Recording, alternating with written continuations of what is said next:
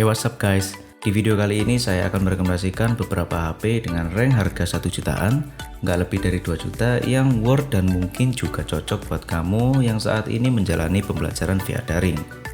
HP yang saya rekomendasikan ini saya nilai dari kualitas kamera, keaweten baterai, performa prosesor, dan multitasking yang baik. Nantinya saya akan menjelaskan secara singkat alasan kenapa saya merekomendasikan HP tersebut. Berikut beberapa HP yang saya rekomendasikan. Nomor 1, Huawei Honor 8A. HP keluaran Huawei ini memiliki desain yang mainstream untuk sekarang ini. Memiliki layar yang gede sebesar 6 inch dan performa prosesor yang didukung oleh MediaTek P35 dengan RAM sebesar 3 GB. Kamera utama di HP ini memiliki resolusi 13 megapiksel dan di kamera depannya memiliki resolusi sebesar 8 megapiksel. Di segi kamera ini memang standar, namun cukup untuk kebutuhan dalam fotografi normal.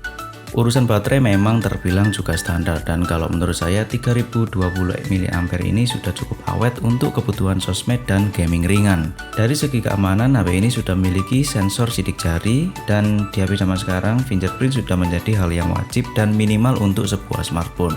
Untuk segi fitur HP ini mungkin menjadi nilai lebih ya, karena HP ini sudah memiliki NFC dan memiliki perangkat koneksi Wi-Fi yang cepat, yaitu menggunakan Wi-Fi berjenis AC. Harga Huawei Honor 8A di pasaran toko online itu sekitar 1,2 jutaan.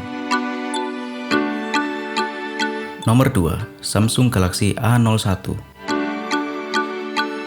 Samsung Galaxy A01 memiliki desain yang biasa dengan material bodi plastik. Di harga segini, kualitas desain HP tidak menjadi nilai lebih, dan juga jenis panel layar yang dibawanya adalah TFT HD Plus ukuran 5,7 in. Namun kerapatan pikselnya terbilang tinggi di 301 ppi. Jadi gambar yang dihasilkan pada layarnya akan tajam dan jelas. Dapur baju yang disematkan menggunakan prosesor Qualcomm Snapdragon 439 dan kapasitas RAM yang diberikan 2 GB saja. Jadi kemungkinan dalam menjalankan berbagai aplikasi akan terbatas.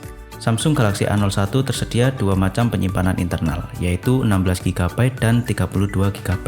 Akan kurang kalau yang suka nyimpen video TikTok ya. Sedangkan di kameranya sih sudah kekinian, dengan bahkan modul dual kamera belakang yang masing-masing mempunyai fungsi berbeda. Yang pertama, kamera standar dengan resolusi 13 megapiksel, kamera kedua 2 megapiksel yang berfungsi sebagai mode potret atau depth, dan di kamera selfie-nya mempunyai resolusi 5 megapiksel. Samsung membekali HP ini dengan baterai yang tidak terlalu besar untuk sekelas HP Android, yaitu 3000 mAh. Di sisi keamanan, Samsung memberikan sebuah sensor sidik jari yang diletakkan di belakang. Untuk harga pasarannya di toko online sekitar 1,4 jutaan. Nomor 3, Asus ZenFone Max M2. Di video yang sebelumnya saya pernah unboxing dan review HP Asus ZenFone Max M2 ini, dan sekarang saya masukkan di daftar rekomendasi ini karena dari segi harga memang masuk. Untuk varian RAM 3GB, internal 32GB harga sekitar 1,5 jutaan. Dan untuk versi yang RAM 4GB, internal 64GB harganya 1,8 jutaan. Perbedaan RAM hanya pengaruh ke performa multitaskingnya saja. Selain itu, di spesifikasi, fitur, dan performa juga masih oke banget untuk digunakan sekarang. Kalian bisa tonton video review lengkap Asus ZenFone Max M2 di sini. Nomor 4, Huawei Honor 10 Lite. Lagi-lagi HP keluaran lawas ya. Ini HP memang rilisnya barengan dengan Asus ZenFone Max M2 tadi. Bisa dibilang meski keluaran lawas, performanya nggak kalah dengan HP harga 1 jutaan yang sekarang. Desain warna yang gradasi dan material bodi terbuat dari aluminium dan kaca membuat smartphone ini terlihat begitu cakep dan mewah. Layar 6,21 inch, panel IPS Full HD Plus dengan kerapatan piksel 415 ppi membuat Huawei Honor 10 Lite jelas unggul di kualitas layarnya. Selain itu, prosesor yang ditanam buatan Huawei sendiri, yaitu Silicon Kirin 710 octa-core 2,2 GHz dan dibekali RAM sebesar 4 GB, sehingga bisa menghasilkan performa yang mantap, dan di aplikasi Antutu skornya mencapai 150 ribuan. Masuk di bagian kamera, Honor 10 Lite mempunyai kamera yang bagus sih. Di bagian belakang ada modul dual kamera 13 megapiksel dan 2 megapiksel. Lalu kamera selfie ini yang keren. Nggak salah sih memasukkan HP ini di daftar rekomendasi karena kamera selfie-nya memiliki resolusi 24 megapiksel yang juga dilengkapi dengan AI. Di bagian baterai ini sih saya rasa cukup ya, dengan kapasitas baterainya sebesar 3400 mAh, gak kurang, gak lebih juga. Dan untuk keawetannya tergantung juga oleh penggunaan masing-masing. Fitur keamanan yang dimilikinya adalah fingerprint sensor yang ada di bagian belakang HP ini. Dan ada fitur tambahan NFC yang menurut saya sih berguna banget. Di harga segini jarang yang ada fitur NFC-nya. Yang terakhir, harga pasaran online HP ini saya lihat sekitar 1,7 jutaan dengan versi RAM 4GB, internal 64GB. Jadi gimana guys? Sama Huawei Honor 10 Lite ini, tertarik nggak? Desain yang bagus, menawan, indah, bersinar glowing, dan performanya nggak bisa dibilang remeh di kelas 1 jutaan. Nomor 5, Xiaomi Mi 6X atau Mi A2. HP ini memiliki dua varian. Bedanya kalau Mi 6X menggunakan sistem antarmuka atau UI dari Xiaomi sendiri yaitu MIUI, sedangkan Mi A2 menggunakan UI asli dari Android atau yang disebut dengan Android Stock. Oh ya, bahas desain di HP ini itu desainnya persis seperti Asus ZenFone Max M2 dengan material bodinya terbuat dari aluminium dan modul dual kamera yang vertikal. Namun di desain layarnya ini tidak ada poni. Mi 6X atau Mi A2 memiliki ukuran layar yang terbilang gede, dengan diagonal layarnya 5,99 inch IPS dengan resolusi layar Full HD+. Untuk performanya jelas masih unggul, dengan Snapdragon 660 AIE octa-core 2,2 GHz dan RAM sebesar 4GB yang cukup untuk multitasking. Apalagi kan didukung sistem operasi yang baik pula.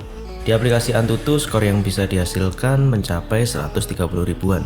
Di segi kamera, HP ini powerful sekali. Di kamera belakangnya ada dua kamera, yang pertama kamera standar 12 megapiksel dan kedua kamera potret 20 megapiksel. Di kedua kamera ini sama-sama menggunakan sensor Sony Exmor. Di kamera selfie-nya memiliki resolusi 20 megapiksel dengan sensor Sony Exmor juga. Dan baterainya tergolong cukup dengan kapasitas 3010 mAh yang juga disupport quick charge sampai 10 watt. Di fitur keamanan sih masih tetap menggunakan fingerprint yang posisinya ada di belakang HP. Gimana guys? Menurut saya sih Mi 6X atau Mi A2 ini bagus juga digunakan untuk hal fotografi dan performa juga masih oke. Harga rilis di awal tahun 2018 bisa sampai 3 jutaan. Namun untuk sekarang ini bisa dibeli dengan harga 1,7 jutaan di marketplace online. Nomor 6, Asus ZenFone Max Pro M2 ZB631KL. Ini adalah versi yang Pro dari Asus ZenFone Max M2 sebelumnya. Untuk desainnya sama seperti yang versi Max M2 biasa, namun di sini ada sedikit perbedaan dari material belakangnya. Di ZenFone Max Pro M2 terlihat mengkilat seperti kaca, padahal ini bahan materialnya adalah polikarbonat atau bahan plastik yang dibuat mengkilap seperti kaca.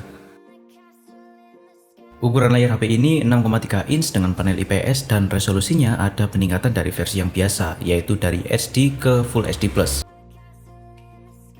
Di sektor performa, Asus ZenFone Max Pro M2 menggunakan prosesor Qualcomm Snapdragon 660 AIE yang sama digunakan di Mi 6X atau Mi A2 di rekomendasi sebelumnya. Karena ZenFone Max Pro M2 ini termasuk salah satu saingan yang setara. Dan karena itu skor Antutu yang dihasilkan juga mirip, yaitu 140 ribuan. Meskipun ZenFone Max Pro M2 ini rilis dengan tujuan untuk gaming, tapi di sektor kameranya tidak bisa dibilang remeh. Kamera belakangnya mengusung modul dual kamera. Lensa pertama adalah lensa standar 12 megapiksel dengan sensor Sony Exmor dan kedua adalah lensa depth dengan resolusi 13 megapiksel. Daya tahan baterainya ini ngeri juga guys, beneran awet pokoknya, karena kapasitas baterai yang dimiliki ini HP sebesar 5000 mAh. Untuk keamanannya juga sama dengan yang lainnya, juga menggunakan fingerprint sensor yang cukup akurat dan cepat. Untuk HP sekelas ini biasanya tidak ada fitur NFC-nya, namun di Asus ZenFone Max Pro M2 ini ada kok. Bagi yang suka transaksi pakai NFC jelas kepake banget. Ada beberapa varian untuk Max Pro M2 ini, dan yang saya masukkan di rekomendasi ini adalah varian yang paling rendah, yaitu RAM 3GB dan internal 32GB dengan harga 1,7 jutaan di toko online.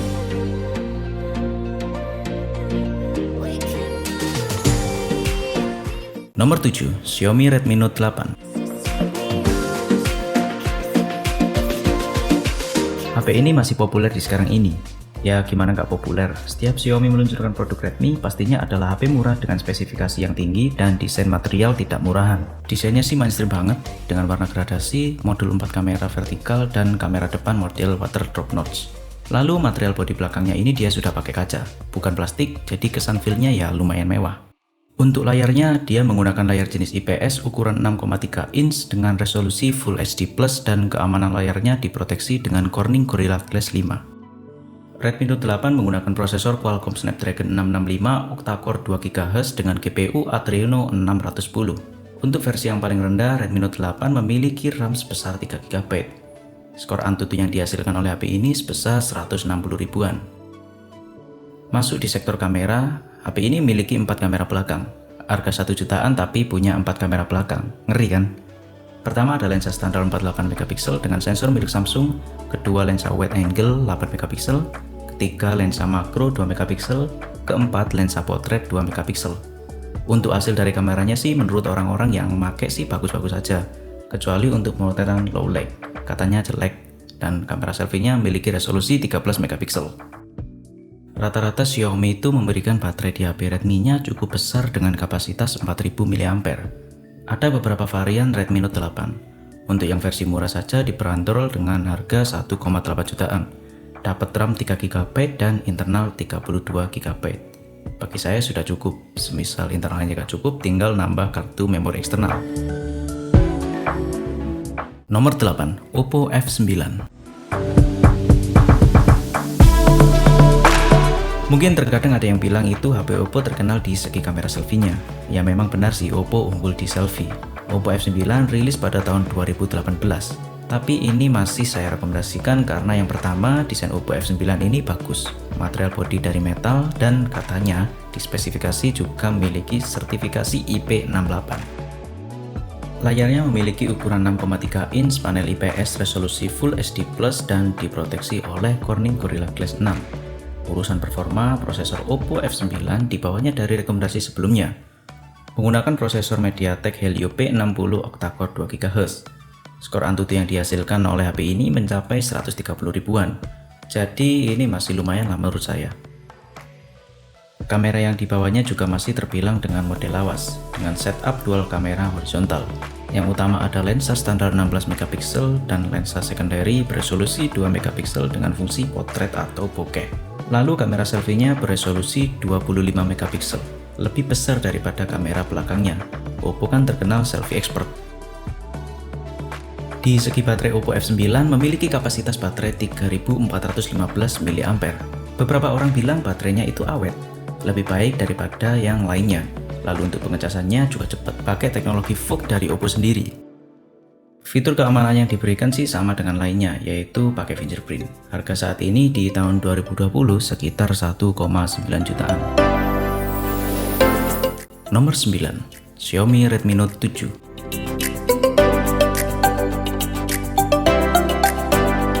Meskipun ada generasi terbarunya, tapi bagi saya Redmi Note 7 ini lebih baik di sisi pemakaian performa daripada Redmi Note 8. Padahal Redmi Note 7 menggunakan prosesor Snapdragon 660 dan Redmi Note 8 menggunakan Snapdragon 665. Desain Redmi Note 7 sangat mainstream sekali, jadi tidak saya bahas terlalu banyak. Dan untuk layar di HP ini menggunakan panel IPS 6,3 inch resolusi Full HD+ yang juga diproteksi oleh Corning Gorilla Glass 5. Dan untuk performa sudah dijelaskan dari awal tadi. Untuk skor Antutu, HP ini bisa mencapai 160 ribuan. Redmi Note 7 dibekali dengan kamera yang resolusinya super sekali dan bikin heboh waktu pertama kali perilisannya. Lensa utama dia 48 megapiksel dengan sensor dari Samsung. Dan yang kedua adalah lensa depth 5 megapiksel. Di kamera selfie-nya ini memiliki resolusi 13 megapiksel dengan AI Beauty. Baterai yang tertanam berkapasitas 4000 mAh berjenis polimer yang didukung fitur Qualcomm Quick Charge 18 Watt. Fitur keamanannya menggunakan fingerprint yang posisinya ada di bodi belakangnya. Meskipun sudah 1 tahun sejak perilisannya, Redmi Note 7 masih dibanderol dengan harga 1,9 jutaan untuk versi RAM 4 GB, internal 64 GB.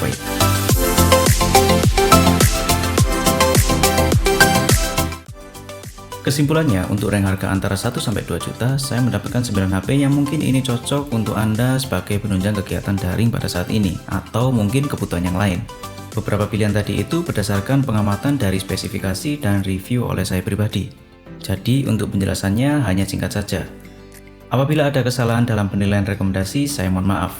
Belilah HP sesuai dengan kebutuhan Anda. Untuk link pembelian saya cantumkan di deskripsi video. Sekian video daftar rekomendasi smartphone dari saya. Jika Anda memiliki pertanyaan, kritik, maupun saran, silahkan ketik di kolom komentar. Subscribe untuk mendukung channel ini, dan yang terakhir, terima kasih.